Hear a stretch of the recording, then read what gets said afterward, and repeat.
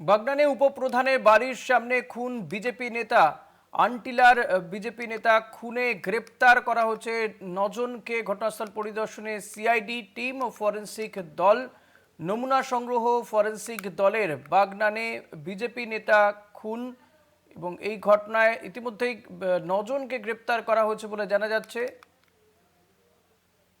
বাগনানে উপপ্রধানের বাড়ির সামনে খুন বিজেপি নেতা। বিজেপি নেতা খুনে গ্রেপ্তার করা হচ্ছে 9 জনকে। ঘটনাস্থল পরিদর্শনে সিআইডি টিম এবং ফরেন্সিক দল। যে ছবি দেখতে পাচ্ছেন, ফরেন্সিক দল গিয়ে নমুনা সংগ্রহ করে। বাগনানে খুন বিজেপি নেতা।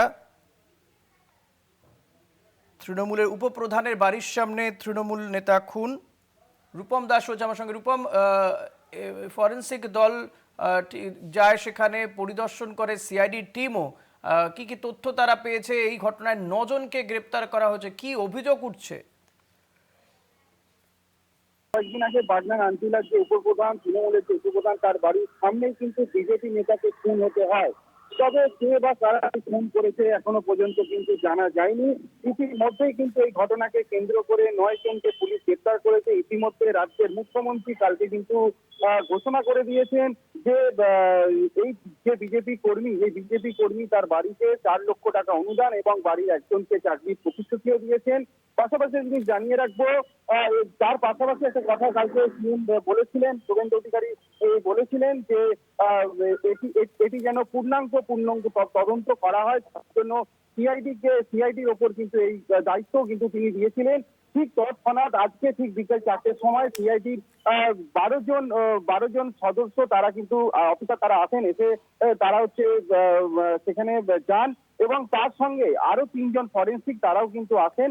এসে পুরো যেখানে যে ঘটনাটা ঘটেছিল সেখান থেকে সেই দিন রাত্রির বেলা কতগুলো বাইক সেখানে এসেছিল, পাড়ার মধ্যে যে বাড়িগুলো ছিল সেই বাড়ির সিসিটিভি ফুটেজ চেক করা থেকে আরম্ভ করে এবং যে বাড়ির সামনে, যে উপপ্রধানের বাড়ির সামনে তাকে মারা হয়েছিল যে বিজেপি কর্মীকে, সেখানে হচ্ছে সেখান থেকে মাটি সংগ্রহ করে সেটা নমুনার জন্য তারা সংগ্রহ করেছেন।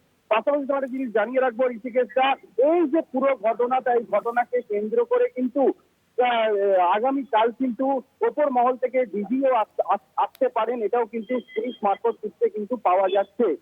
তোমাকে একটা জিনিস জানিয়ে রাখবো ঋষিকেশটা, আজকের এই যে ঘটনা, এই 3 দিনের যে ঘটনা, এখনো পর্যন্ত যে 9 জনকে গ্রেপ্তার করা হয়েছে, এখনো পর্যন্ত কিন্তু এসপি হাওড়া রুরালের যে এসপি, তিনি সকালে এসেছিলেন, তিনি ভিজিট করে গেছেন।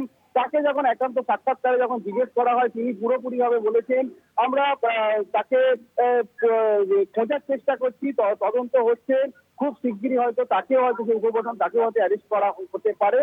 তবে পুরো ঘটনাটা কিন্তু একদম সিআইডি থেকে আরম্ভ করে, থানা থেকে আরম্ভ করে পূর্ণভাবে তদন্ত কিন্তু তারা করছেন। ঋষিকেশদা, কিন্তু এক্ষেত্রে জানতে চাইবো যে এই যে 9 জনকে গ্রেপ্তার করা হয়েছে, এরা কারা?